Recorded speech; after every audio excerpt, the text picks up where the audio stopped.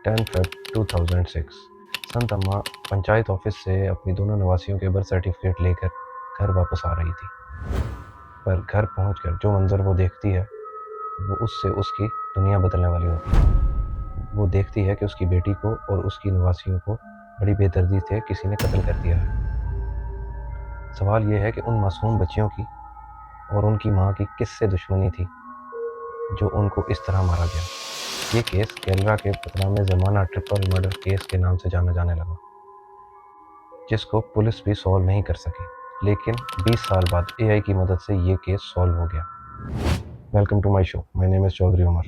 आप देख रहे हैं रियल क्राइम केस के थ्रिलिंग एपिसोड में the brutal murder of Rajni and her two twins daughter. Rajni Kollam ज़िला के आंचल टाउन में रहने वाली एक 21 साल खूबसूरत लड़की थी। उसकी ज़िंदगी बहुत खुशहाल चल रही थी। उसकी दोस्ती उसी के पड़ोस में रहने वाले एक डेविल कुमार नामी शख्स से होती है, जो पेशे से एक फ़ौजी था। आहिस्ता आहिस्ता ये दोस्ती मोहब्बत का रुख अख्तियार करती है और मोहब्बत भी इतनी बढ़ जाती है कि रजनी का डेविल के बगैर रहना इम्पॉसिबल हो जाता है। वो डेविल की मोहब्बत में पागल हो जाती है और देखते ही देखते ये रिश्ता इतना गहरा हो जाता है कि वो सारी फिज़िकल बाउंड्रीज क्रॉस कर जाते हैं। आप लोग भी सोच सकते हैं कि इस एज में किस तरह मोहब्बत हो जाती है और मोहब्बत कितनी गहरी होती है। ये पीक जवानी का टाइम होता है जब इंसान मोहब्बत कर बैठता है, पर उसको इसके फैक्ट्स नहीं पता होते कि उसके साथ आगे क्या होगा, कि उसकी लाइफ में ये क्या असर डालेगी। ऐसे ही रजनी को भी नहीं पता होता कि उसके साथ आगे क्या होने वाला है। रजनी को ये लगता था कि वो दोनों कभी अलग नहीं होंगे।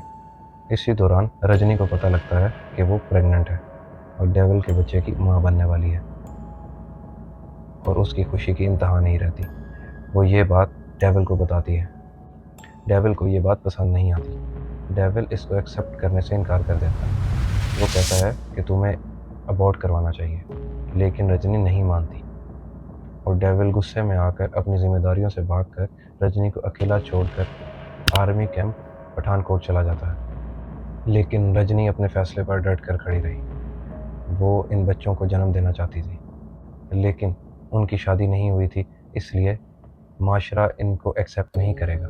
फिर भी वो अपने अज़म पे कायम रही। लेकिन डेविल इस बात से पीछे हट गया। उसको पता था कि माशरे में उसकी बहुत बदनामी होगी, क्योंकि उसको अपना आगे फ्यूचर नज़र आ रहा था। लेकिन रजनी को उसकी माँ सपोर्ट करती है, वो उसका साथ देती है। रजनी की डिलीवरी के वक्त करीब आते ही वो अपनी माँ के साथ त्रिवेंद्रम के एक हॉस्पिटल में चली जाती है। वहाँ पे उनको एक अनिल नामी शख्स मिलता है। वो खुद को डॉक्टर बताता है और वो उनके करीब होने की कोशिश करता है। वो उनको बताता है कि वो भी कोल्लम से है, इन्हीं के गांव से है। तो ये लोग भी उससे मिलके अच्छा महसूस कर रहे होते हैं।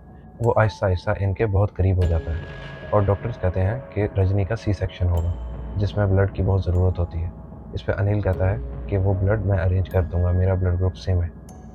आप समझ सकते हो कि जब इस कंडीशन में एक अकेला इंसान इस सब चीज़ों से लड़ रहा होता है तो उसको किसी की सपोर्ट की ज़रूरत होती है। यहाँ पे वो शख्स अनिल था, जिसने एक मॉरल सपोर्ट दी हुई थी कि हर जगह मैं साथ ठहरा हूँ। हर जगह उसने हेल्प की, उसने इनका एतबार जीत लिया था।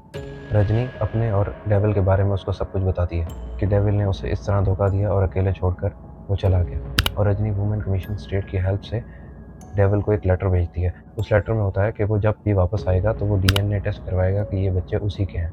और फिर अनिल उनकी घर ढूंढने में भी हेल्प कर देता है। उन्हें कहता है कि आपको ऐसी जगह पे घर लेना चाहिए जहाँ पे आप लोगों को कोई जानता ना हो, कि आप लोगों की आगे वाली ज़िंदगी सुकून से गुजरे, लोग आपसे सवाल जवाब ना करें।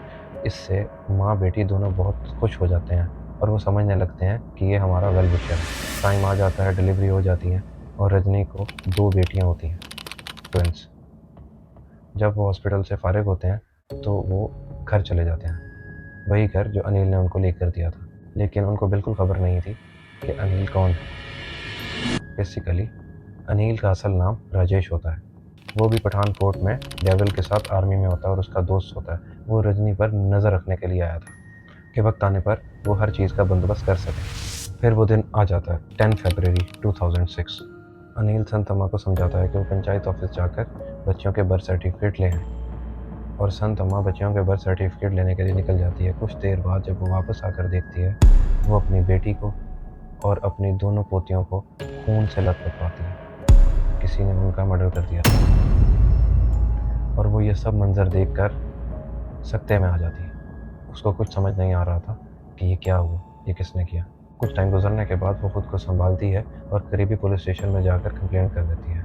पुलिस मौके पर पहुंच जाती है और इन्वेस्टिगेशन स्टार्ट कर देती है।